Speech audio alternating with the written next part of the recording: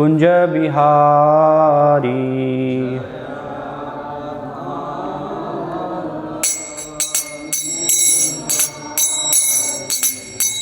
गोपीजन वल्लभ गिरिवरधारी।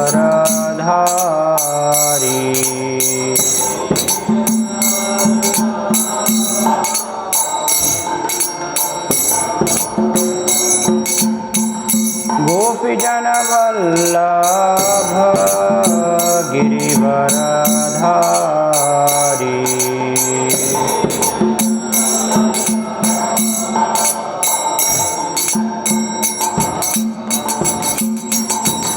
यशोदानंदन व्रजजन रंजन।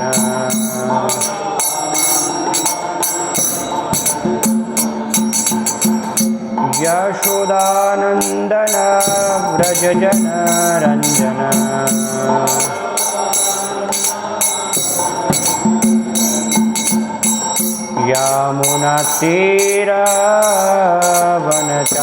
यमुनातीरवनचारी।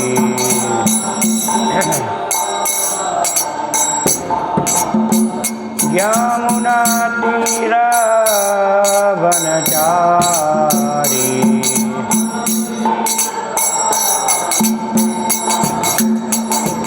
जय राधा माधव कुंज बिहारी।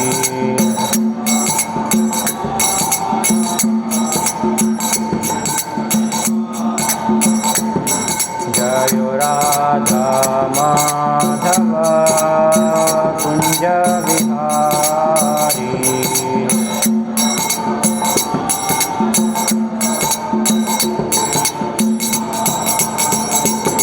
गोपीजन वल्लभ गिरिवरधारी।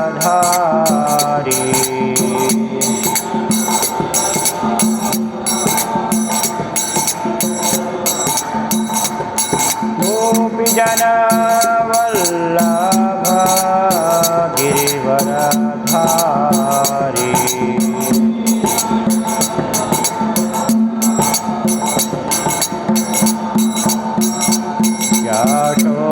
यशोदानंदन व्रजजन रंजन।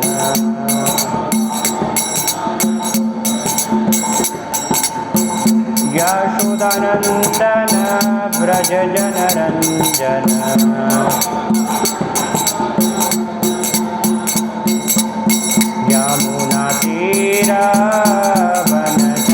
यमुनातीरवनचारी।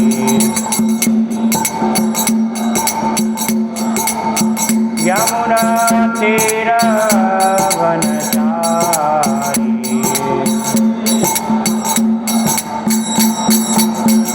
जय राधा माधव कुंज बिहारी।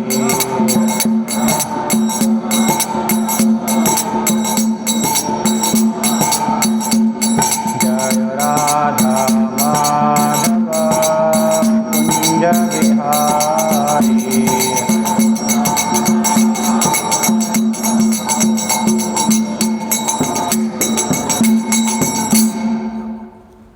जय ओम विष्णुपाद परमहंस परिव्राज कचार्य अष्टोत्तर शत श्री श्रीमद अभय चरणारविंद भक्ति वेदांत स्वामी श्रील प्रभुपाद की जय। जय ओम विष्णुपाद परमहंस परिव्राज कचार्य अष्टोत्तर शत श्री श्रीमद भक्ति सिद्धांत सरस्वती गोस्वामी श्रील प्रभुपाद की जय। अनंत कोटि वैष्णव भक्त वृंद की जय। श्रीमद् भागवतम की जय। निताय गौर प्रेमानंदे हरि हरि बोल। ओम विष्णुपादाय कृष्ण पृष्ठाय भूतले श्रीमद् भक्ति। ओम नमो भगवते वासुदेवाय।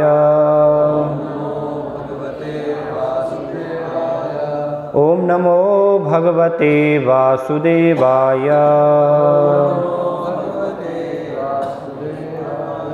ओम नमो भगवते वासुदेवाय।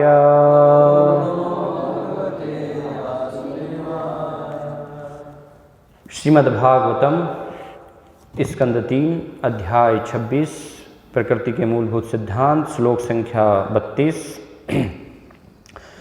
तामसात् च विकुर्वाणात् भगवद्वीर्य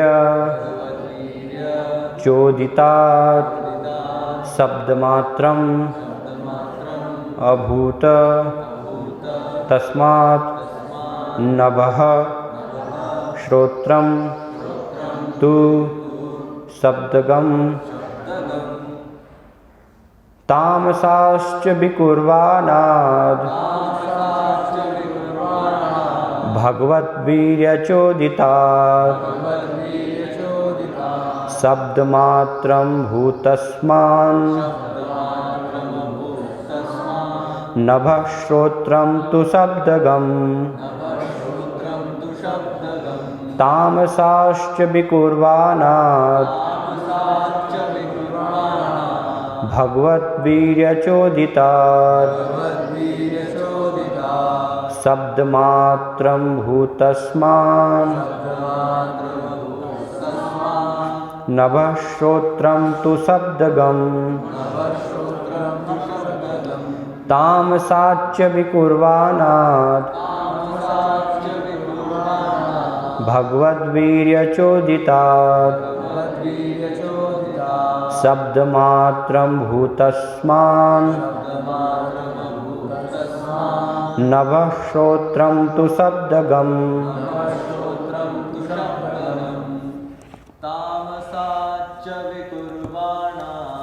तामसाच्च विकुर्वाणात् भगवद्वीर्यचोदितात् मात्रं भूतस्मान् नभः श्रोत्रं तु शब्दगम् तामसाच्च विकुर्वाणात् भगवद्वीर्यचोदितात् शब्दमात्रं भूतस्मान् नभः श्रोत्रं तु शब्दगम्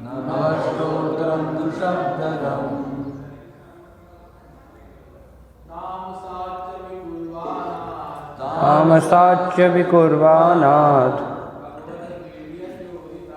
भगवद्वीर्यचोदितात् शब्दमात्रं भूतस्मान् नभः श्रोत्रं तु शब्दगम्। माताएं तामसाच्च विकुर्वाणात् भगवद्वीर्यचोदितात् शब्दमात्रं भूतस्मान् नभः श्रोत्रं तु शब्दगम् तामसाच्च विकुर्वाणात् भगवद्वीर्यचोदितात् शब्दमात्रं भूतस्मान् नभः श्रोत्रं तु शब्दगम्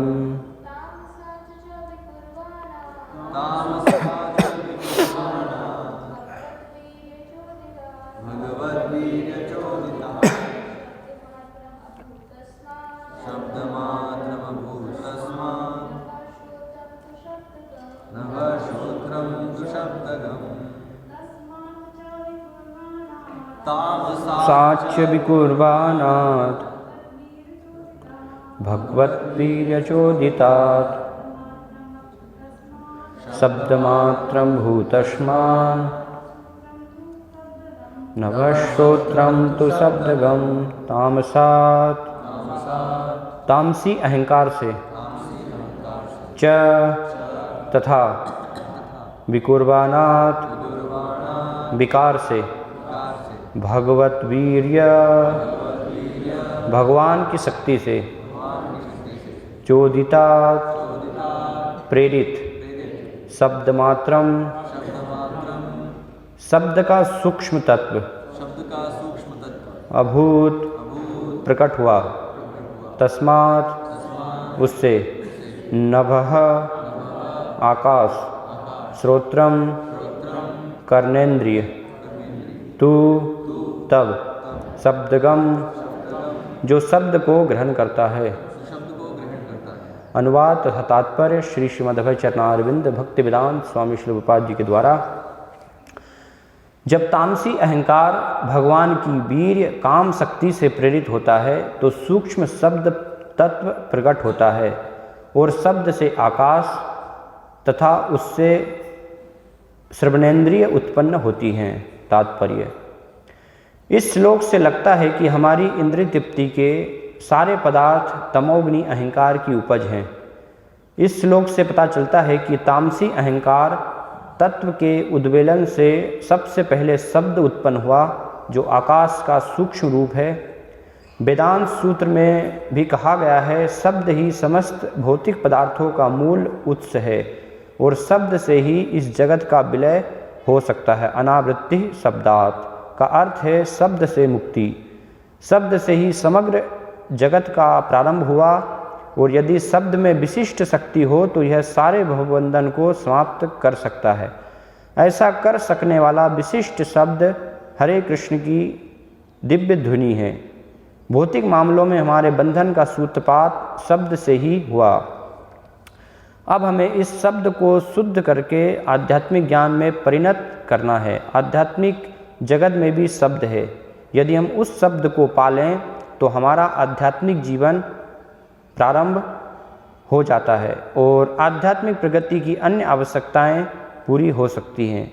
हमें भली भांति समझ लेना चाहिए कि हमारी इंद्रिय तृप्ति के लिए जितने पदार्थ चाहिए उन सब की उत्पत्ति ध्वनि से हुई। इसी प्रकार यदि शब्द शुद्ध कर लिया जाए तो हमारी आध्यात्मिक आवश्यकताएं ध्वनि से ही उत्पन्न होती हैं। यहाँ यह कहा गया है कि ध्वनि से ही आकाश की उत्पत्ति हुई और आकाश से वायु की उत्पत्ति हुई। किस तरह ध्वनि से आकाश, आकाश से वायु, वायु से अग्नि उत्पन्न होते हैं इसकी व्याख्या बाद में की जाएगी। शब्द आकाश का कारण है और आकाश श्रोत्रम अर्थात कान का, कान पहली ज्ञानेंद्रिय है। यदि कोई किसी प्रकार का ज्ञान प्राप्त करना चाहता है, चाहे भौतिक हो या आध्यात्मिक, तो उसे कानों से ही ग्रहण किया जा सकता है। अतः श्रोत्रम शब्द अत्यंत महत्वपूर्ण है। वैदिक ज्ञान श्रुति कहलाता है क्योंकि ज्ञान सुनकर ही प्राप्त किया जा सकता है। सुनकर ही हम भौतिक या आध्यात्मिक आनंद तक पहुंच सकते हैं। भौतिक जगत में हम अपने आराम के लिए अनेक वस्तुओं का निर्माण सुनकर ही करते हैं। वे पहले से विद्यमान रहती है किंतु सुनने मात्र से उन्हें रूपांतरित किया जा सकता है। यदि हम गगनचुंबी भवन बनाना चाहते हैं तो इसका अर्थ यह नहीं होता कि हमें इसकी उत्पत्ति करनी होगी। गगनचुंबी भवन की सारी सामग्री लकड़ी, धातु, मिट्टी आदि पहले से विद्यमान है, किंतु हम पहले से उत्पन्न इन पदार्थों के साथ घनिष्ठ संपर्क यह सुनकर स्थापित करते हैं कि इनका उपयोग कैसे किया जाता है। उत्पत्ति के लिए आधुनिक आर्थिक विकास भी शब्द का परिणाम है। इसी प्रकार असली स्रोत से श्रवण करके उपयुक्त आध्यात्मिक कर्म क्षेत्र बनाया जा सकता है। अर्जुन देहात्म बुद्धि वाला निपट भौतिकतावादी था और देहात्म बुद्धि से पूरी तरह पीड़ित था, किंतु श्रवण मात्र से वह कृष्ण भक्त बन गया। सुनना शब्द अत्यंत महत्वपूर्ण है और इसकी उत्पत्ति आकाश से होती है। श्रवण मात्र से हम पहले से विद्यमान वस्तुओं का उपयोग कर सकते हैं। यही आध्यात्मिक सामग्रियों पर भी लागू होता है। अतः हमें उचित स्रोत से श्रवण करना चाहिए। ओम अज्ञानतिमिरान्धस्य ज्ञानञ्जनशलाकया चक्षुन्मिलितमेन तस्मै श्रीगुरुवे नमः। श्रीचैतन्यमनोभीष्टं स्थापितमेन भूतले स्वयं रूपकदा मह्यं ददाति स्वपदान्तिकम्। वन्देऽहं श्रीगुरो श्रीयुतः पदकमलं श्रीगुरून् वैष्णवांश्च श्रीरूपं साग्रजातं सहगण रघुनाथान्वितं तं सजीवं साद्वैतं सावधूतं परिजनसहितं कृष्णचैतन्यदेवं श्राद्धा कृष्णपादां सहगण ललिता श्रीविशाखान्वितांश्च। जय श्री कृष्ण चैतन्य प्रभु नित्यानंद श्री अद्वैत गदाधर श्रीवासादि गौर भक्तवृंद। हरे कृष्णा कृष्ण कृष्ण हरे हरे, हरे राम राम राम हरे हरे। हरे कृष्णा। इस श्लोक में श्रील प्रभुपाद किस प्रकार से शब्द से इस जगत में सृष्टि होती है और शब्द के माध्यम से श्रवणेन्द्रिय जो इंद्रियां हैं वो उत्पन्न होती है। तो विशेष रूप से श्रील प्रभुपाद तात्पर्य में सुनने का और शब्द का क्या महत्व है, इसके बारे में यहाँ पर प्रकाश डाल रहे हैं, उसका वर्णन कर रहे हैं। तो उसको हम समझने का प्रयास करेंगे। तो यहाँ पर प्रकृति के प्रकट अवस्था का वर्णन हो रहा है कि कैसे प्रकृति अप्रकट से प्रकट में अवस्था में आती है। तो इसमें वैज्ञानिक का मानना है, कई बार जैसे शिलपाद उल्लेख करते हैं कि वैज्ञानिक गण जो है प्रकृति के बारे में विचार करते हैं कि कैसे ये जगत जो है प्रकट हुआ, कैसे अलग अलग तत्व प्रकट हुए। तो उनका मानना है, विचार है कि सब कुछ अपने आप हुआ, है ना, कुछ भी नहीं था और कुछ से एक अलग अलग वर्णन करते हैं, है ना, कुछ एक बिंदु था या उससे सब कुछ आया प्रारंभ में, फिर उसी को और अलग वैज्ञानिक अलग रूप से कि एक विस्फोट हुआ, है ना, बिग बैंग, तो उससे सब कुछ जो है ये सब चीज़ें जो है प्रकट हो गई इस प्रकार से, है ना। कोई व्यक्ति इसको प्रकट करने वाला है वो वैज्ञानिकगण स्वीकार नहीं करते हैं। तो ऐसी बहुत सारी उनकी धारणाएं हैं और अभी तक भी वर्तमान तक समय तक भी सब ये सारी धारणाएं इस जगत को लेकर के, प्रकृति को लेकर के उनकी बनी हुई है कि कैसे प्रकृति कार्य कर रही है ना, कैसे सब अलग अलग जो है जगत में ये तत्व सब उत्पन्न हुए हैं कैसे। तो वो उनके लिए जो है असमंजस हमेशा जो है स्थिति ये बनी हुई है। लेकिन यहाँ पर श्रीमद् भागवतम में हम समझ सकते हैं, और श्रीमद् भागवतम में भी कई बार हम देखेंगे, इससे पहले जैसे वर्णन आ रहा है, तो अलग अलग सृष्टि का अलग अलग समय में वर्णन किया जा रहा है कि कैसे अलग अलग सृष्टि अलग अलग समय पर अलग व्यक्ति से उत्पन्न हो रही है ना। जैसे श्रीमद् भागवतम में द्वितीय स्कंद में वर्णन किया गया है एक मुख्य सृष्टि और एक गौण सृष्टि। तो कई बार हम भ्रमित हो सकते हैं कि वैज्ञानिक गण कुछ जो है कह रहे हैं और भागवतम में भी कुछ कुछ हमें मिल रहा है सृष्टि के बारे में। कभी कहा जा रहा है कि भगवान से सृष्टि होती है, कभी कहा जा रहा है कि सृष्टि तो जो होती है वो सृष्टि स्थिति प्रलय साधन शक्ति रेखा छाये वयस भुवनानि विवर्ति दुर्गा। प्रकृति ही, ये दुर्गा देवी ही सृष्टि करती हैं, सृष्टि स्थिति प्रलय, है ना, सब कुछ उन्हीं के द्वारा हो रहा है। फिर कभी वर्णन किया जा रहा है कि शंभु शिव जी के द्वारा जो है सृष्टि हो रही है। तो फिर कहा जाता है कि ब्रह्मा जी सृष्टि करने वाले हैं, है ना। और इसके पूर्व में हमने देखा कि कैसे महत तत्व से सृष्टि हो रही है, प्रधान से सृष्टि हो रही है। तो कई बार भ्रमित सब पढ़ करके हम जो है हो सकते हैं ना, थोड़ा विरोधाभास उत्पन्न हो सकता है कि कैसे क्या वास्तव में सृष्टि हो किससे रही है ना। अलग अलग चीज़ों, यहाँ पर बताया जा रहा है शब्द से सृष्टि होती है, शब्द ही वास्तव में हर एक जो है सृष्टि हर एक तत्व का जो है मूल है ना। भगवद गीता में भगवान कहते हैं ओमकार, उससे ही सब कुछ जो है आता है। तो उसको सही रूप में वास्तव में अर्थ में समझने की आवश्यकता है। ये अलग अलग सब सृष्टियाँ नहीं हैं, एक ही सृष्टि के भाग हैं, लेकिन इसमें अलग अलग स्तर हैं, उसको हमें समझने की आवश्यकता है। जैसे जब कहा जाता है कि भगवान सृष्टि करते हैं तो वो मुख्य सृष्टि की बात हो रही है ना। जो 10 तत्व श्रीमद् भागवतम के बताए गए हैं उसमें सर्ग और विसर्ग, है ना। सर्ग मतलब प्रथम सृष्टि जो भगवान के द्वारा हो रही है, और विसर्ग जो कि ब्रह्मा जी के द्वारा दोबारा से फिर सृष्टि होती है। तो जब भगवान की बात हो रही है, हम कह रहे हैं कि भगवान सृष्टि कर रहे हैं, मतलब वहाँ पर सर्ग की बात हो रही है ना। और उसको भी अचिंत्य रूप से समझने की आवश्यकता है, क्योंकि भगवान सृष्टि नहीं भी करते हैं एक प्रकार से अगर देखा जाए तो शास्त्रों में श्रीमद् भागवत में भी वर्णन है ना, कि भगवान सृष्टि में जो है सीधे रूप से भाग नहीं लेते हैं। इसलिए हम देखते हैं कि सृष्टि का कार्य कैसे होता है, भगवान के विस्तार के माध्यम से, है ना। भगवान 3 पुरुषावतार के रूप में अपना प्राकट्य करते हैं और फिर उनके माध्यम से वास्तव में सृष्टि होती है।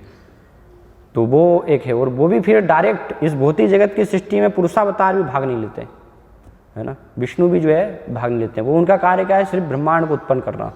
कारणोदक विष्णु, उनके नाभि श्वास से ब्रह्मांड जो है उत्पत्ति हो जाती है। लेकिन बाकी का कार्य फिर शिव जी और पार्वती जी मिलकर करते हैं वो सृष्टि, है ना। और शिव जी पार्वती जी का कार्य क्या है, तत्व जो अलग प्रधान और महत तत्व की हमने जो है चर्चा की 24 तत्वों का, है ना, तो वो सब क्रियान्वित होते हैं कैसे, शिव जी और पार्वती जी के माध्यम से। लेकिन ये सब तत्व भी आ गए और जीवों को जो है इस भौतिक जगत में डालना है। जब गर्भोदक विष्णु के माध्यम से ब्रह्मा जी का प्राकट्य होता है और फिर 14 लोकों की रचना होती है, तो 14 लोकों में अलग अलग जीवों को अपने कर्मों के अनुसार स्थापित करना है। तो वो कार्य कौन करते हैं, वो ब्रह्मा जी करते हैं। तो इसलिए उनको भी हम इस प्रकार से कहते हैं कि ब्रह्मा जी के द्वारा सृष्टि हो रही है। तो अलग अलग स्तर पर वास्तव में ये सृष्टि हो रही है। और यहाँ पर जो वर्णन किया जा रहा है इस श्लोक में कि शब्द से ही सृष्टि होती है, शब्द से ही सब कुछ आ रहा है। तो शब्द से जब हम बात कर रहे हैं तो हमारी सृष्टि की जो बात हो रही है ना, कि हमारा ये स्थूल जो है पंचभौतिक शरीर जो बना हुआ है 5 तत्वों से मिलकर के, है ना, इसमें अलग अलग ज्ञानेंद्रियां हैं, कर्मेंद्रियां हैं जीवन यापन करने के लिए, है ना। भगवद गीता में जैसे भगवान कहते हैं कि करसती, यहाँ पर जीव जो है इंद्रियों के साथ घोर संघर्ष में लगा हुआ है। तो एक व्यक्ति के लिए, इस भौतिक जगत में एक जीव के लिए जो भी व्यवस्था है जो प्रकट की जा रही है, वो उसकी शुरुआत कहाँ से होती है, उसकी शुरुआत हो रही है शब्द से। तो इसलिए यहाँ पर शब्द को उसका कारण बताया जा रहा है। और शब्द और आकाश ये एक प्रकार से भौतिक तत्व है, सूक्ष्म तत्व है, लेकिन, है ना, स्थूल तत्व से और भी जो है इनको सूक्ष्म बताया गया है। क्योंकि शब्द क्या है, शब्द एक प्रकार से तन्मात्रा है, 5 जो रूप, रस, गंध, स्पर्श शब्द, तो उनके अंतर्गत शब्द जो है तो इसलिए और भी सूक्ष्म इनको बताया गया है ना, एक के बाद एक। भगवद गीता में भगवान जैसे कहते हैं इंद्रियानु परान्याहुर इंद्रियभ्य परम मन, मनसस्तु परा बुद्धिर बुद्धे परतस्तु सह, है ना। एक के बाद एक इंद्रियों से मन, मन से बुद्धि, है ना, उसकी सूक्ष्मता, फिर बुद्धि से भी आत्मा, ये सब एक एक वस्तु को जो है सूक्ष्म रूप से वर्णित किया गया है। तो शब्द और आकाश, है ना, आकाश के माध्यम से शब्द जो है उत्पन्न होता है। तो ये भौतिक तत्व है, लेकिन कहाँ से आ रहे हैं, ये भगवान के धाम से। इसलिए इस भौतिक जगत को भगवद गीता में भगवान आध्यात्मिक जगत का उल्टा जो है प्रतिबिंब के रूप में इसको वर्णन करते हैं, है ना। ये भौतिक जगत कैसा है, आध्यात्मिक जगत का उल्टा जो है प्रतिबिंब है। सब हर वस्तु आध्यात्मिक जगत में है, लेकिन यहाँ पर क्या है, वो विकृत रूप से है ना, उसके वास्तविक रूप में नहीं है। इसलिए वर्णन किया गया है कि आध्यात्मिक जगत में भी आकाश है ना, लेकिन यहाँ पर हम भौतिक आकाश देखते हैं। भगवान के धाम में क्या है, आध्यात्मिक आकाश है, आध्यात्मिक जगत। इसलिए हम बात करते हैं ना आकाश की, वहाँ पर भी शब्द है, लेकिन वहाँ पर आध्यात्मिक शब्द है, भौतिक शब्द नहीं है। यहाँ पर इस जगत में उसका फिर उल्टा हो जाता है ना। हर चीज़ जो है यहाँ पर विकृत हो जाती है। इसलिए एक उल्टे पेड़ के रूप में, प्रतिबिंब के रूप में यहाँ पर इस भौतिक जगत को वर्णित किया गया है। और यहाँ पर इस श्लोक में वर्णन किया जा रहा है कि ये कैसे उत्पन्न होता है। शब्द जो है ये तामसी अहंकार, है ना, जो अहंकार से हम देख रहे हैं यहाँ पर कि वर्णन चल रहा है। अहंकार में अलग अलग गुण जब मिश्रित होते हैं तो उससे अलग अलग चीज़ें उत्पन्न हो रही है। तो सतोगुणी अहंकार से मन, फिर रजोगुणी से बुद्धि, और यहाँ पर बताया रहा कि तामसी अहंकार से शब्द जो है प्रकट होता है। तो शब्द जो है बहुत ही सूक्ष्म यहाँ पर जो है तत्व है। और उससे फिर शब्द प्रकट होने के बाद जो हमारी इंद्रियां हैं, सुनना, है ना, कान, श्रवणेंद्रिय, वो भी ये तामसी अहंकार से ही प्रकट होते हैं। तो ये तमोगुण की अवस्था जो है बताई गई है। इसलिए बताया है कि हर व्यक्ति, क्योंकि तमोगुण से ये शब्द और श्रवणेंद्रिय जो है ये प्रकट हो रहा है, इसलिए व्यक्ति का जब जन्म होता है तो उसको बताया था कि वो हर एक व्यक्ति जो है यहाँ पर तमोगुण में जन्म लेता है। जन्मना जात शूद्र, जन्म से सब शूद्र होते हैं। शूद्र का मतलब अज्ञानता में ही जन्म लेते हैं, है ना। इसलिए वेदों में बताया गया है, शास्त्रों में, कि तमसो माँ ज्योतिर्गमय, कैसे हमें इस तमस से, अंधकार से निकल करके प्रकाश में अपने आप को लाने का प्रयास करना चाहिए, है ना। क्योंकि तम में, अंधकार में जब तक रहेंगे तो उसमें कष्ट की अवस्था है ना, वो हमारी वास्तविक स्थिति नहीं है, अज्ञान में, अंधकार में रहना। तो यहाँ पर बताया गया कि ये हर एक व्यक्ति जो है इस प्रकार से ये तमोगुण का है प्रभाव, इसलिए यहाँ पर तमोगुण में ही उसका जन्म होता है। और कैसे ये अपने आप से नहीं हो रहा है ना। वैज्ञानिक जो कहते हैं कि अपने आप से नहीं हो रहा है, यहाँ पर वर्णन किया जा रहा है कि इसके पीछे कारण क्या है, भगवान इसके पीछे कारण है ना। ताम साच्य विकुर्बानाथ भगवद वीर्य चोदिदात, है ना।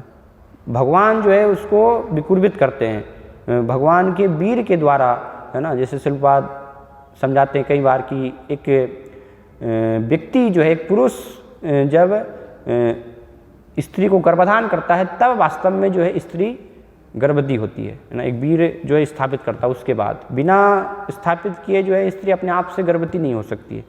तो इसी प्रकार से भगवान के द्वारा यहाँ पर प्रेरित होने से, विकुर्बित होने से ये सब जो है तत्व प्रकट होते हैं, है ना। इसलिए यहाँ पर वर्णन किया जा रहा है कि भगवान की वीर काम शक्ति से प्रेरित, है ना। जब तो ये तमोगुण की आवश्यकता है, काम जो है वो तमोगुण की स्थिति बताई गई है ना।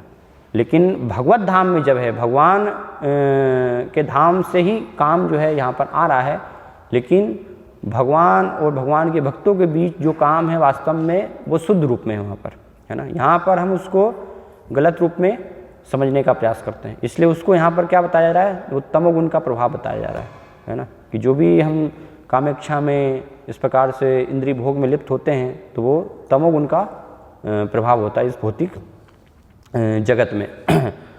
और चूँकि शब्द है, इंद्रियां हैं, श्रवणेन्द्रिय, ये सब तमोगुण के प्रभाव से उत्पन्न हुई है। तो हम देखते हैं कि शिल्पपाद यहाँ तात्पर्य में समझा रहे हैं भौतिक जगत में कि इस भौतिक जगत में हम इंद्रिय भोग में लिप्त होते हैं। तो कैसे लिप्त होते हैं, वो भी वास्तव में सुनने के माध्यम से ही होते हैं, है ना। हम सुनते हैं अलग अलग चीज़ों के बारे में, तो उससे हमें वो सुन करके वो सुख एक प्रकार से प्रतीत होता है, इसलिए अलग अलग क्रियाओं में हम लिप्त होते हैं। तो भक्ति सिद्धांत महाराज इसको यहाँ पर जो लिप्त होने की क्रिया है इस भौतिक जगत में एक व्यक्ति की, उसको बताते हैं कुविषय गर्थ बोल करके उसकी व्याख्या करते हैं, है ना। विषय का अर्थ है कि कोई व्यक्ति जब इंद्रिय तृप्ति करने का प्रयास कर रहा है, इंद्रियों के माध्यम से कुछ कार्य वो करता है, तो उसके द्वारा क्या होता है, उसका एक बंधन होता है ना। इस भौतिक जगत में वो फंसता है, तो उसको कहा गया है विषय, इंद्रियों के कार्यों में लिप्त होना। और कु वो इंद्रिय तृप्ति के जब कार्य हैं, जब पाप कर्म के माध्यम से किए जाते हैं, तो उसको क्या कहा जाता है, कुविषय कहा जाता है। और एक दूसरा होता है सुविषय, है ना। सु का अर्थ होता है शुभ, जब इंद्रिय तृप्ति के कार्य धर्म के अनुसार, शास्त्रों के अनुसार अगर किए जा रहे हैं तो उसको हम सुविषय कहते हैं।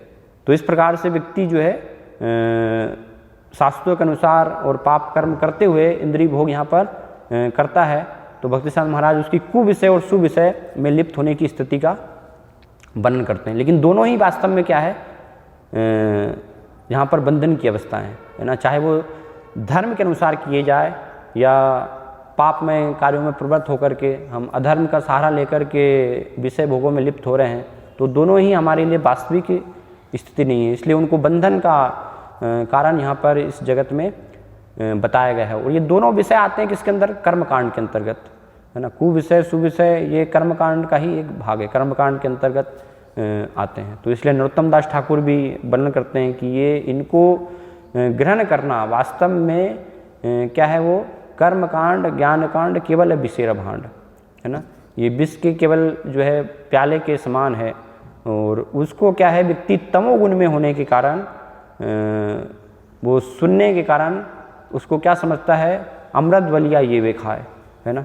वो अमृत समझ करके उसको ग्रहण करता है, और इस प्रकार से ग्रहण करने के माध्यम से फिर और ज़्यादा जो है फंसता है ना। नाना योनि सदा फिरे कदर ये भक्षण करे, तार जन्म अधः पाते जाए। इस प्रकार से जन्म जन्मांतर ब्रह्मांड में भ्रमण करता रहता है वो 84 लाख योनियों में, है ना, अलग अलग। और ऐसे बहुत सारी जो है ये सब का भक्षण करता रहता है। इसलिए और आगे भक्ति सिद्धांत महाराज इन दोनों विषयों की तुलना वास्तव में करते हैं क्योंकि यहाँ पर नरोत्तम दास ठाकुर विष के समान तो कर ही रहे हैं, लेकिन उससे भी जो है निकृष्ट बख्शी साहब महाराज बताते हैं कि ये दोनों जो है गर्त है ना, कु विषय गर्त, उसका जो पूरा अर्थ बताते हैं वो है कि ये पूरा जो विषय है इंद्रिय तृप्ति की, वो क्या है, एक प्रकार से मल के समान है, विष्ठा के समान जो है उनकी तुलना की गई है ना। और कुविषय और सुविषय कैसे हैं, सूखे और गीले मल के समान तुलना करते हैं, तो दोनों ही बेकार है ना। कोई व्यक्ति सोच सकता है कि नहीं नहीं जो है गीला मल बेकार है, सूखा मल तो अच्छा है लेकिन मल मल ही है ना, विष्ठा विष्ठा ही होती है, वो चाहे सूखा हो चाहे गीला हो, है ना, दोनों जो है वास्तव में त्यागनीय है ना। लेकिन तमस में होने के कारण, अज्ञानता में होने के कारण व्यक्ति जो है उसको ही वास्तविक सुख मान लेता है ना, क्योंकि वो सुनता है यहाँ पर। तो शिलवाद समझाते हैं एक उदाहरण देकर कि कैसे मान लीजिए एक मल के कीड़े को आप जो है निकालने का प्रयास करें बाहर, तो दोबारा से क्या होगा, फिर वापस जो है वो उस तरफ ही चले जाएगा, है ना, क्योंकि उसके अलावा जो है उसने अभी सुना नहीं है कि इसके अलावा भी कोई दूसरा जो है सुख है ना, उसी को वो सुन करके सर्वश्रेष्ठ मान रहा है। तो इसलिए बार बार उसमें ही लगने का जाने का जो है प्रयास करता है। प्रहलाद महाराज भी कहते हैं कि ऐसे व्यक्ति जो हैं स्वयं अपने प्रयास से या कोई गुरुजन उनके बताने के अनुसार भी फिर जो है निकल नहीं पाते, क्योंकि इतने आसक्त हो जाते हैं ना। मतिर्न कृष्ण परतः सुतोवा मिथो विपत्तेत ग्रह वितानाम अदांत गोवीर विस्ताम तमिस्त्रम पुनः पुनः चर्बित चर्वना नाम, है ना। अपनी अनियंत्रित इंद्रियों के कारण पुनः चबाए हुए को चबाने में ही बार बार जो है वो लगे रहते हैं, और न स्वयं के प्रयास से, है ना, और दूसरों के प्रयास से भी कृष्ण भावनामत को वो ग्रहण करने का प्रयास नहीं करते, चेष्टा नहीं करते, है ना। इस इंद्रिय भोग में ही लगे रहना चाहते हैं, जो कि वास्तव में मिथ्या, यहाँ पर तमोगुण के अहंकार के मिश्रण की एक प्रकार से वो उपज उसको बताया गया है। इसलिए क्षणिक है ना। उसकी स्थिति कैसे है, जो इंद्रिय भोग का जो सुख है उसकी स्थिति बताई गई है कि जैसे कई बार हम देखते हैं कि मछली होती है तो एक नदी में है, तो बारिश के समय में बहुत सारा जो है पानी भर जाता है ना।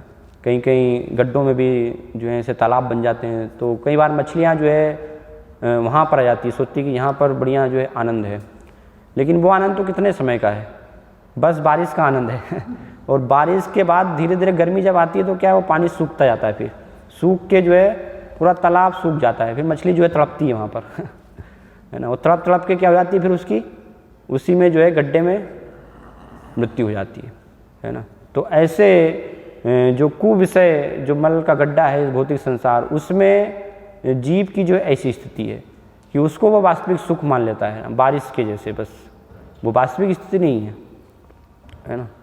लेकिन कुछ समय के बाद क्या होता है,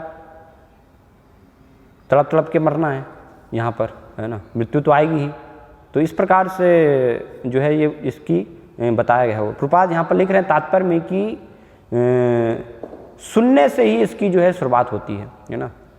भौतिक जो आनंद है, भौतिक सुख है, उसकी सुनने से ही शुरुआत होती है। हम सुनते हैं, है ना, वास्तविक स्थिति नहीं है, लेकिन सुनते हैं तो फिर अलग अलग चीज़ों की इच्छा होती है हमें कि हमें प्राप्त करना है, इंद्रिय भोग करना है, और वो उसका स्रोत क्या बताया गया है, काम सुख, है ना, जो वास्तव में बहुत ही तुच्छ है। भागवतम में प्रहलाद महाराज कहते हैं यन मैथुनादि ग्रह मेदि सुखम ही तुच्छम, है ना, तुच्छ वो जो है सुख है, और उसकी तुलना की गई है एक प्रकार से खुजलाहट के समान, है ना। तो अग्नि में अगर जो है हम कोई वस्तु को ईंधन को डालते रहेंगे तो उससे जो है अग्नि और भड़केगी, वास्तव में उससे वो शांत होने वाली नहीं है ना। जब ईंधन देना बंद करेंगे तब वास्तव में अग्नि वहाँ पर शांत होगी। तो इस प्रकार से उसको बताया गया है। तो प्रहलाद महाराज इसके संदर्भ में कि कैसे सुनने से हम जो है इस भौतिक जगत में आसक्त होते हैं, भागवतम में वर्णन करते हैं, है ना।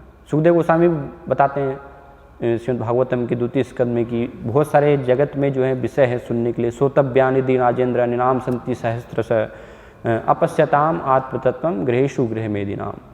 जो गृह मेदी हैं, जो इंद्रिय भोग में लिप्त हैं, तो वो अलग अलग जो है इंद्रिय भोग की अपनी योजनाएं सुन करके बनाते रहते हैं कि ये हम प्राप्त करेंगे, ऐसा होगा तो इतने हम आनंद हो जाएंगे, इतना हमें आनंद प्राप्त होगा।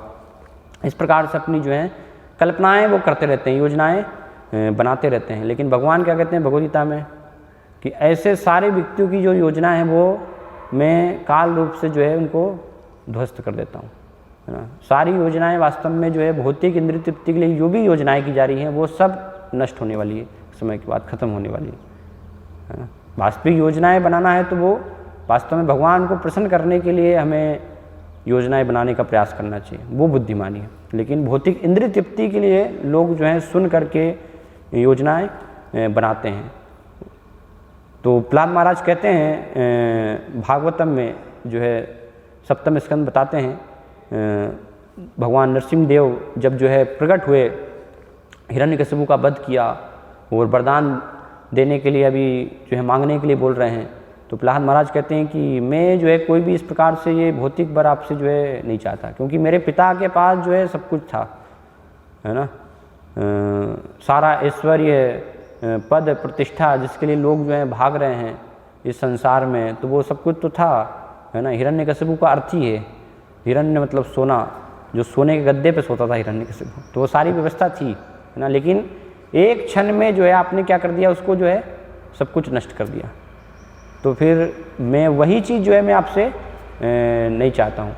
वो फिर वर्णन करते हैं, प्रहलाद महाराज जो है भगवान नरसिंहदेव की स्तुति करते हैं। तो उस स्तुति में बहुत महत्वपूर्ण जो है ये सुनने के विषय में यहाँ पर प्रहलाद महाराज बता रहे हैं, कुत्रा शीशा श्रुति सुखा मृगतृष्णि रूपा।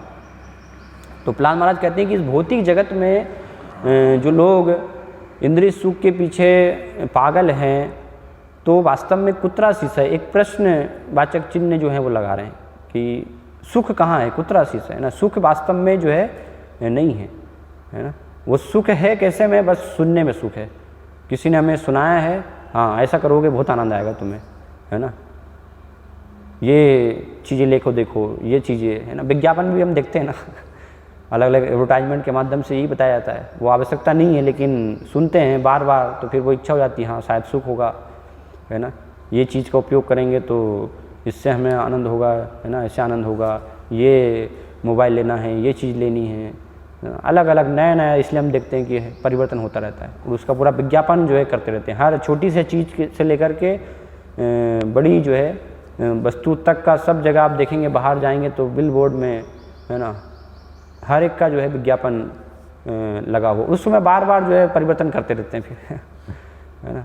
फिर भी लोग जो है इतने मूर्ख है कि नहीं समझ पाते, है ना। जैसे कुछ समय पहले मैं गया था, अभी देख रहा था, अभी एक नई क्रीम कुछ आई है ना।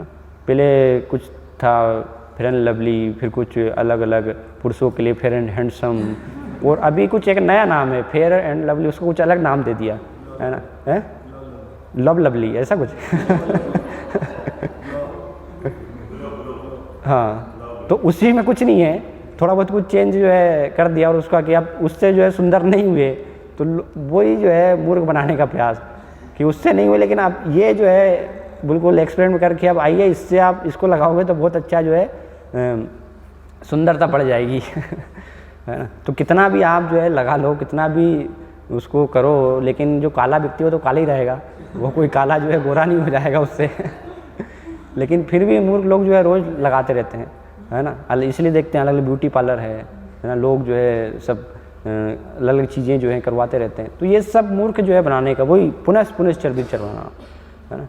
कितना सारा हमने जो प्रयोग कर लिया ऑलरेडी, तो उसको अनुभव में आ गया है कि हाँ इससे कुछ भी नहीं हुआ, बस हमारा पैसा जो है वो ख़त्म हुआ है अनावश्यक उसमें लेकिन फिर भी जो है नई नई आती है तो सुनते हैं ना, क्योंकि हाँ बार बार इतना विज्ञापन किया जा रहा है, इतना जो है बताया जा रहा है, सुनाया जा रहा है कि इससे दिखाया जा रहा है इस प्रकार से, तो वो एक जो है सुन करके वो इच्छा वहाँ पर उत्पन्न हो जाती है ना। और उसके लिए फिर हम प्रेरित हो जाते हैं कि मुझे ये करना चाहिए। इसलिए प्रहलाद महाराज कहते हैं कि सुख है नहीं वास्तव में, कुत्रा शीश है, लेकिन श्रुति सुखा मृग तृष्णि रूपा, वो सुनने में जो है सुख वास्तव में लगता है, श्रुति सुख है ना।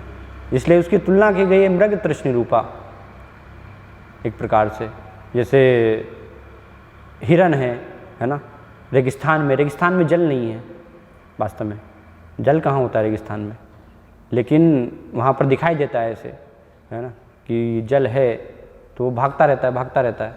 तो इसी प्रकार से फिर भौतिक जगत में जो लोग भाग रहे हैं उनकी स्थिति ऐसी होती है, भागते रहते हैं, हर नई नई चीज़ों का बस प्रयोग करते हैं सारा जीवन, लेकिन लाभ कुछ भी नहीं होगा और अंत में वो मर जाएंगे। दोबारा से फिर क्या होगा उसका परिणाम, कि इस जन्म मृत्यु के चक्र में जो है उनको आना होगा यहाँ पर। और जिसके लिए वो प्रयास कर रहे हैं, है ना, ये शरीर से सुख होने का, प्रहलाद महाराज बताते हैं जो विषय है वास्तव में शरीर को सुखी करने के लिए, बाहरी जो विषय कि हम जो है लालसा करते हैं वो भी वास्तव में वास्तविक नहीं है ना, वो भी श्रुति सुख के समान है, मृग मरीचिका है, भ्रम है। और जिसके लिए हम कर रहे हैं ये शरीर के लिए, शरीर को सुख देने के लिए, तो ये शरीर भी क्या है वास्तव में, यहाँ इसमें भी सुख नहीं है। इसलिए बताया क्वेदम कलेवरम अशेष रुजाम्बरो है, कि ये जो शरीर है क्या है, क्वेदम कलेवरम अशेष रुजाम्बरो है, कि ये अनेक अनेक जो है समस्याओं की जड़ है, एक के बाद एक इसमें जो है रोग आते रहेंगे, है ना। इसलिए बताया शरीर व्याधि मंदिरम, ये शरीर को जो है व्याधियों का मंदिर के समान बताया गया। कितना भी हम प्रयास करेंगे रोग से मुक्त होना, लेकिन ये है इसमें समस्या, जन्म मृत्यु जरा व्याधि ये शरीर को प्राप्त होनी है, इससे कोई भी बच नहीं सकते हैं। तो जब ये सब सारी चीज़ें समस्याएं जब लगी हुई हैं तो फिर सुख कहाँ है ना, वो सुख बस एक कल्पना में ही है ना। जैसे वो एक बहुत पहले कुछ एक विज्ञापन देखा था, दिखाते हैं वो कुछ, है ना, ऐसे कुछ टॉफ़ी है कुछ है ना, तो खा लिया तो बस उसको गोली रखी और मन में जो है उत्साह, पूरा लड्डू फूट रहे हैं एक और खाई तो मन में 2 लड्डू फूट गए लेकिन बहुत सारे लोगों ने खाई भी होगी उसको लेकर फिर, तो वैसा हमारे हुआ जैसे दिखाया गया था वहाँ पर है ना, वैसा कि बिल्कुल उत्साह, और हम जो है उड़ने लगे हैं बिल्कुल है ना, उछल रहे हैं। तो वो सब जो है होता नहीं है, वो सब वहाँ पर ही जो है सुनने में, देखने में, विज्ञापन में ही अच्छा लगता है कि एक बढ़िया पेप्सी का एक जो है घुट लेकर के और वो आकाश में जो है उछल रहा है बढ़िया, है ना, और ऐसा कि बिल्कुल अब तो उसको नीचे आएगा ही नहीं बिल्कुल अब बस लेकिन वो सब दिखाने के लिए वहाँ पर, है ना। तो श्रुति सुख इसलिए बताया कि वो श्रुति सुख है, तो उसमें बुद्धिमान व्यक्ति को जो है उसमें ये सब चीज़ों में नहीं फंसना चाहिए। लेकिन होता क्या है कि बुद्धिमान व्यक्ति भी जो है वो मूर्ख बन जाता है ना, और हम सब भी उसके पीछे जो है फिर भागते रहते हैं, हाँ हमें भी लेनी चाहिए। देखते हैं हम भक्तों के जन्म में जो भक्ति में लगे हैं वो भी सब लालयित होते हैं इन सब चीज़ों के लिए, कि हाँ बताया जा रहा तो शायद सही होगा, हमें भी एक बार तो प्रयास करके देख लेना चाहिए। प्रयास करके देखना चाहिए मतलब वो भावना आ गई, मतलब फिर हम मूर्ख बन गए है ना, उसके लिए कि यार मुझे लेकर देखनी चाहिए ये चीज़, ये फ़ोन है, ये स्मार्टफोन, ऐसे फीचर्स हैं, मुझे इसको लेके देखना है तो कुछ अलग जो है आनंद आएगा। कुछ भी नहीं है ना, थोड़ा बहुत कुछ अंतर हो। पहली बात तो लोगों को चलाना भी नहीं आता है इतने जो है, फिर भी लेंगे ये चाहिए हमें, है ना, ये इतना महंगा होना चाहिए, ये होना चाहिए, बस दिखाने के लिए है, वो नाम मात्र के लिए जो है कि लोग देखें कि हाँ मेरे पास जो है इतना महंगा है ना, इतनी महंगी जो है वस्तु है, तो इसलिए उसको इस प्रकार से बताया गया। और ये शरीर भी जो है ये जड़ है हमेशा समस्याओं की, तो इसको हम कभी भी जो है इसके माध्यम से तो सुख जो है प्राप्त कर ही नहीं सकते हैं। इसलिए भगवान भी भगवद गीता में बताते ना कि ये इंद्रिय भोग का जो सुख है वो क्या है, वास्तव में प्रयास आदि और मध्य दोनों तरफ जो है उसमें केवल कष्ट ही कष्ट है ना। इसलिए बुद्धिमान जो धीर व्यक्ति है उसको इसमें कारणों में भाग नहीं लेना चाहिए। और फिर आगे बताया जा रहा है कि निर्विद्यते नतु जनो यद्यपीति विद्वान, कि बहुत सारे विद्वान हैं, दार्शनिक हैं, ये वास्तव में इस चीज़ को समझते हैं कि हाँ, और अनुभव भी किया है उन्होंने कि ये सब बेवकूफ़ मूर्ख बनाया जा रहा है, कोई सुख नहीं है, लेकिन फिर भी क्या होते हैं जो है उसमें फंस जाते हैं। किस कारण से? कामानलम मधुलवै समयन दुरापे, कि जो काम अग्नि है, कामानल है ना, तो उसके कारण क्या होता है उसमें जो है फंस जाते हैं। वो कैसा लगता है फिर? मधुलवै, वास्तव में बताया है श्रुति सुख, लेकिन लग कैसा रहा है? मधुलवै, शहद के समान, है ना, मीठा मिश्री के समान जो है उनको लगता है। तो इस प्रकार से पूरा अपना जीवन जो है समयन दुरापे, है ना, और उसको प्राप्त कर पाना बहुत कठिन है वास्तव में, है ना। वो उसकी इसलिए तुलना की गई कि इतना सब कुछ कर रहे हैं उन करके, और प्राप्त होता है कितना? एक बस बूंद के समान, लेकिन जल रहे हैं अग्नि में, है ना, काम के द्वारा इतना जो है प्रभावित हैं, तो मृत्यु की स्थिति में भी वो बूंद जब आती है तो फिर उसमें लगता है कि बहुत आनंद की स्थिति है, वो वास्तव में मूर्खता की स्थिति है ना। इसलिए सुपाल उदाहरण देते हैं ना कि एक व्यक्ति जो है पेड़ पर लटका हुआ है डाली पर, है ना, वो नीचे जो है शेर है, उस डाली को सांप भी है एक, है ना, वो चूहा जो है काट रहा है वो डाली को, और ऊपर जो है मधुमक्खी का छत्ता है वहाँ पर तो वहाँ से उसके मुंह में एक सफ़ेद की बूंद जो है टपक रही है, वहाँ से सब जगह मृत्यु है, लेकिन वो जब टपकती है और मुंह में आती है तो बस उसको आनंद है, सब भूल जाता है कि मृत्यु है इधर है ना। राहत की सांस। या पहले वैदिक संस्कृति में हम देखते थे कि राजा जो है किसी को सजा दे रहे हैं तो उसको क्या करते थे, राजा दंडे यही नदी ते चुबाए, चेतन चेतामृत में वर्णन किया गया कि पानी में जो है उसको डुबा कर रखते थे, और जब बस कि अब सांस उसकी खत्म होने वाली है तो बस उसको थोड़े समय के लिए फिर ऊपर ले जाते थे, तो बड़ा राहत जो है वो महसूस करता था। तो भौतिक जगत में जो भी सब सुख है जिसको हम वास्तविक माने हुए हैं, वो वास्तव में सब उसकी स्थिति इसी प्रकार से बताई गई है। तो इसलिए बुद्धिमान व्यक्ति को इन सब के लिए जो है योजना नहीं बनानी चाहिए, है ना, क्योंकि ये बताया ये तमोगुण की उपज है यहाँ पर, है ना, वो अज्ञानता में हम वास्तव में भ्रम में ये सब चीज़ को कर रहे हैं। तो इसलिए एक व्यक्ति इससे निकल सकता है ना, जिसको कि अभी वास्तविक मान लिया है, वास्तव में सुख जो है वो भगवान सुख के स्रोत हैं, सागर हैं, वो हमारी वास्तविक स्थिति है। गड्ढे में रहना जो है, गड्ढे को कुछ जो है 4 महीने में जल भर गया है एक मछली के जैसे, है ना, जो कि बस 4 महीने बाद सूखने वाला है, तो उसको सुख मानना वो भूल है। समुद्र में स्थिति है हमारी कि यहाँ पर जो है कभी भी जो है वहाँ पर सुख की कोई कमी नहीं है ना, और वो सुख पूरा एक प्रकार से बताया गया है रसो वही से आनंद, है ना। तो उसके लिए बुद्धिमान व्यक्ति को प्रयास करना। तो प्रयास भी कैसे होगा यहाँ पर इसलिए बताया जा रहा है श्रीमद् भागवतम वेदांत सूत्र में अनावृत्ति शब्दात, इसलिए ये शब्द जो है प्रयुक्त किया जा रहा है कि शब्द से जो है ये प्रकट सब अवस्थाएं जो है हो रही है, कैसे हम इन विषयों में फंसते हैं, और उस शब्द से ही वास्तव में हम मुक्त हो सकते हैं।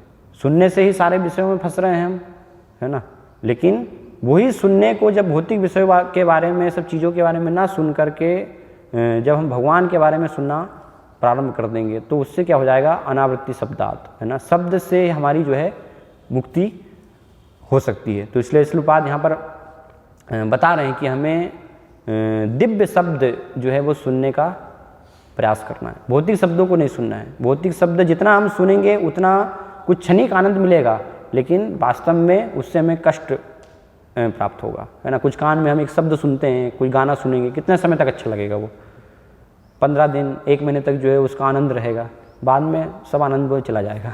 ऐसे हर चीज़ का है, कोई नई चीज़ खरीदेंगे बस कुछ समय रहेगा, एक बड़ा बंगला बनाया है मेहनत करके, कुछ समय के लिए आनंद रहेगा, हो सकता है उसका आनंद इस जीवन मृत्यु तक रहे बस, है ना, लेकिन मर जाएंगे उसके बाद तो क्या आनंद है, फिर कोई भी आनंद नहीं।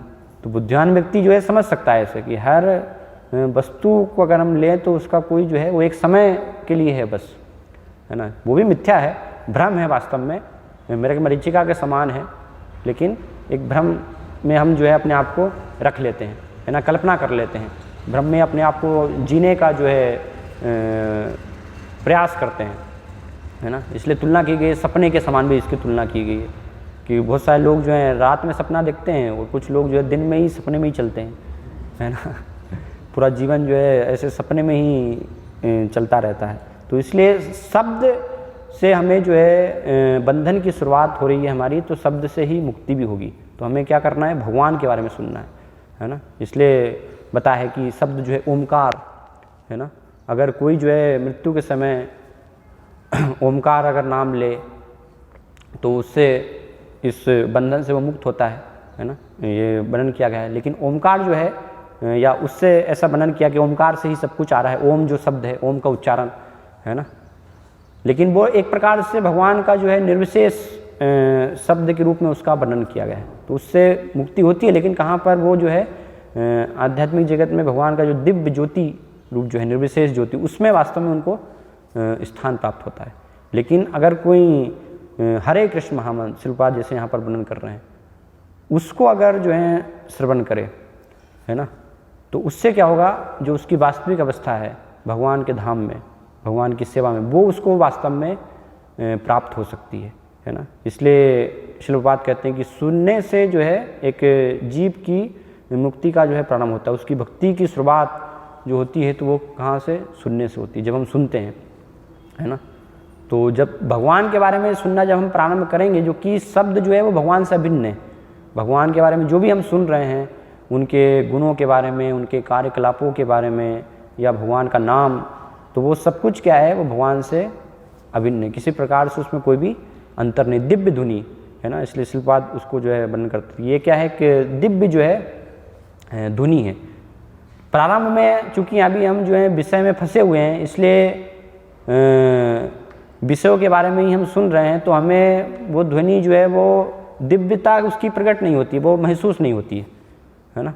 इसलिए उसकी तुलना की गई है कि जैसे कोई व्यक्ति को पीलिया रोग है, तो उस रोग वाले को मिश्री जो है अच्छी नहीं लगती है, लेकिन उसका उपाय क्या बताया गया है कि अगर वो थोड़ी थोड़ी मात्रा में मिश्री ही लेता रहे तो धीरे धीरे उसका रोग दूर हो जाएगा, फिर उसकी मिठास उसको जो है अच्छी लगने लगेगी। तो इसी प्रकार से भगवान के बारे में सुनना, भगवान का नाम विशेष रूप से, है ना, वो जब हम लेना प्रारंभ करेंगे तो प्रारंभ में चूँकि अभी विषय में हम फंसे हुए हैं, इसलिए हमें कड़वा लगेगा, रुचि नहीं आती है ना। इसलिए लेते हैं, ठीक है, जबरदस्ती जो है लेना पड़ता है ना। गुरु को वचन दिया है तो अब ठीक है, क्या करें, 16 माला जब करनी है आदेश है शिल्पपाद का, लेकिन रुचि नहीं है, स्वाभाविक है ना।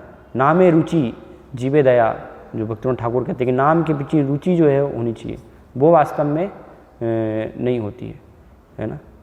तो वो उसको लाना बहुत जरूरी है। वो कैसे आएगी, जब हम सही भावना में भगवान के बारे में श्रवण कर रहे हैं, है ना।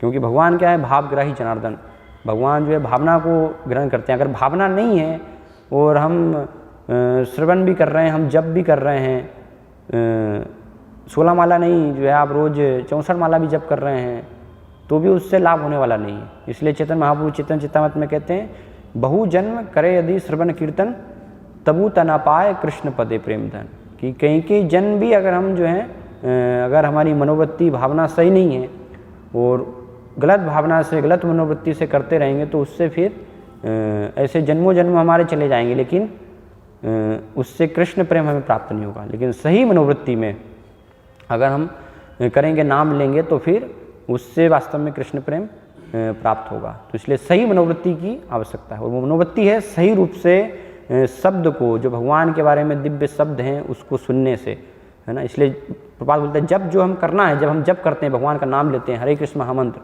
है ना, तो उसको क्या करना है, हमें सुनना चाहिए एक एक शब्द जो है ना। हरे कृष्ण कृष्ण कृष्ण हरे हरे, हरे राम राम राम हरे हरे, क्लियर, पूरा एक एक शब्द स्पष्ट जो है सुनाई देना चाहिए। तो उससे क्या होगा, हमारा जो है चेतोदर्पण मार्जन, है ना, शुद्धिकरण होगा। तो अभ्यास की आवश्यकता है। और भावना क्या होनी चाहिए, सुनना है और साथ में भावना होनी चाहिए। चेतन महाप्रभु क्या वर्णन करते हैं, भावना कैसे होनी चाहिए नाम जप करने के लिए, तृणादपि सुनिचेन तरोरपि सहिष्णुना अमानिना मानदेन कीर्तनीय सदा हरि, है ना, सदा जो है। तो इस प्रकार, इस भावना के साथ फिर ऐसा व्यक्ति कीर्तनीय सदा हरि, हमेशा जो है भगवान के कीर्तन में लगा रह सकता है ना। और साथ में ये समझना कि भगवान का नाम है, भगवान के बारे में जो भी शब्द है वो स्वयं भगवान से भिन्न है ना। इसलिए पद्म पुराण में बताया गया कि अभिन्नत्वा नाम नाम, नाम चिंतामणि कृष्ण चैतन्य रस विग्रह पूर्ण सिद्धो नित्य मुक्तो अभिन्नत्वा नाम नामिनो, है ना। तो ये भगवान से अभिन्न है, इसलिए ये नाम में ले रहा हूँ तो भगवान ही साक्षात जो है उपस्थित है। इसलिए कैसे मुझे एक एक शब्द को जो है सुनना है ना, सुनने का जो है प्रयास करना है, तो उसके माध्यम से मैं ये तमोगुण की अवस्था से, इंद्रिय भोग की अवस्था से फिर धीरे धीरे मुक्त हो पाऊँगा। और वो भावना है ना, प्रार्थना करना भगवान से कि आप जो हैं, अभी मैं ये विषय गर्त में गिर गया हूँ, है ना, आपके चरण कमलों की सेवा को छोड़ करके, तो आप चरण कमलों की सेवा में जो है मुझे लगाइए। तो इस प्रकार से हमें जो है लेने का प्रयास करना है ना। और भगवान के बारे में ये शब्दों को निरंतर जो है सुनते रहना है।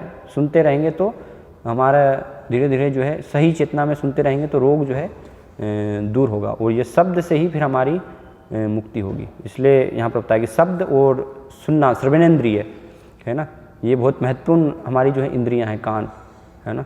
जैसे कोई व्यक्ति सोया हुआ है तो उसको कान के माध्यम से बाकी सब इंद्रियां कार्य करना बंद कर देती हैं, लेकिन कान उस समय भी चालू रहते हैं, तो उसके माध्यम से फिर उसको जगाया जा सकता है। या भागवतम में ब्रह्मा जी का भी वर्णन है कि ब्रह्मा जी का जब प्रकट हुआ तो कैसे कुछ भी जो है अंधकार में थे, सब जगह जो है पूरा अंधकार था, कुछ भी उनको दिखाई नहीं दे रहा था, लेकिन वहाँ पर उनको शब्द सुनाई देता है ना। क्या सुनाई देता? तपह, 2 शब्द बस उनको जो सुना, तो फिर तपस्या में जो है वो लग जाते हैं। और उसके बाद फिर जो शब्द वेद, जो ज्ञान जिसको कहा गया वो भी क्या है, वो शब्द ही है। वेद जो ज्ञान है वो भी शब्द है ना, लेकिन वो भगवान के मुख से निकले हुए दिव्य शब्द हैं।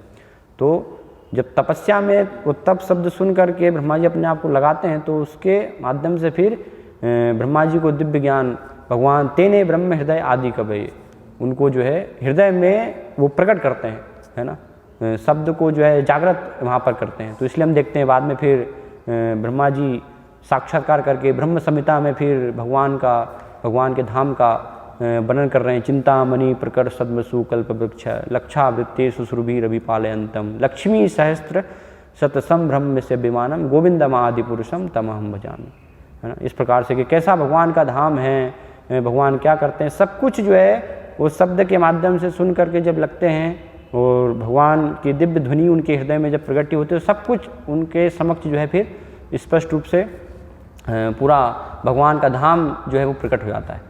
हर चीज़ जो उनको जो है स्पष्ट हो जाती है ना।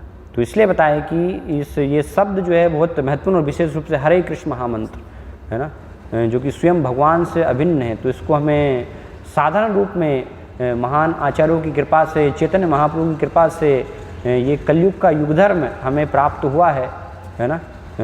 तो इसको गोलोक का प्रेम धन, गोलोक के प्रेम धन हरिनाम संकीर्तन, तो इसको बहुत गंभीरता से हमें जो है लेने की आवश्यकता है ना। इसको सरलता से हमें सस्ते में नहीं लेना चाहिए।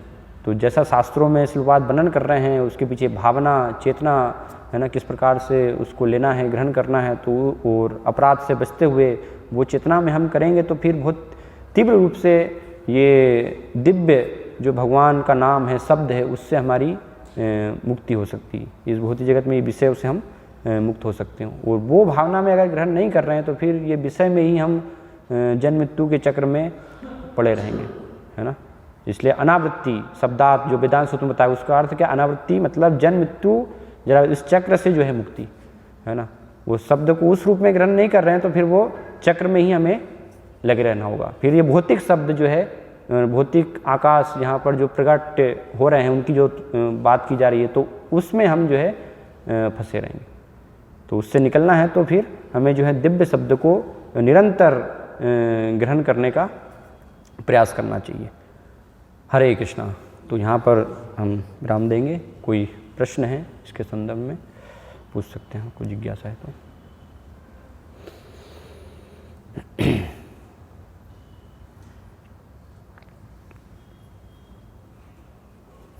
ठीक है। श्रीमद् भागवतम की जय, शिल प्रभुपाद की जय।